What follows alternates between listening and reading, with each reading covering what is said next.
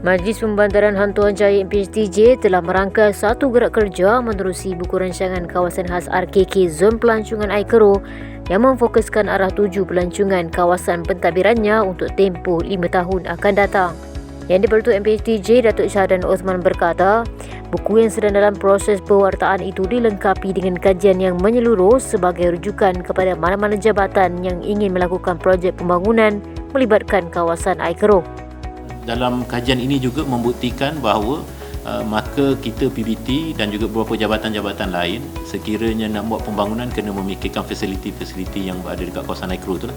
Antaranya hotel, kedai makan dan juga beberapa kedai-kedai yang lain untuk menarik pelancong supaya datang ke Melaka ini, dan dia datang di Aikero, dia boleh ada tempat penginapan, dia ada tempat berekreasi dan dia boleh balik pulang dan juga membeli barang-barang yang berada di negeri Melaka ini. Bila kita buat, kita boleh pandukan kepada buku ini supaya kita buat mengikut sasaran, tidak membazir, dan juga dia menjadi satu tumpuan ataupun satu rujukan bila kita nak memohon peruntukan, tidaklah pun menunggu masa yang lama. Jelasnya lagi, keseluruhan projek yang hampir siap dijalankan di bawah pentadbiran MPHTJ juga merujuk 60% daripada kajian RKK tersebut. Antaranya kerja-kerja menaik taraf Taman Seribu Bunga, mencantikkan ruangan bawah flyover MRTC dan lain-lain. Marah katanya terdapat beberapa projek mega yang sedang dirangka dalam usaha menampilkan wajah baharu kawasan pelancongan Zon Aikero sebagai pusat rekreasi terkemuka yang ikonik dan berunsurkan elemen botani, ekologi dan rekreasi keluarga, melibatkan projek berimpak tinggi, projek utama dan projek sokongan.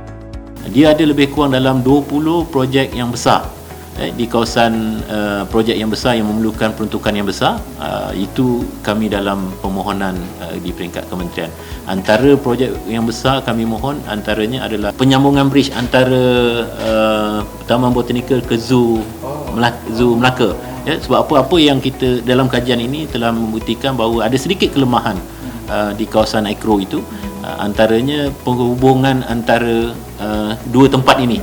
Orang kalau datang daripada Bandar Melaka, dia parking kat kawasan McDonald's sebagai contoh, dia nak pergi ke zoo susah, dia nak pergi ke Mini Malaysia susah.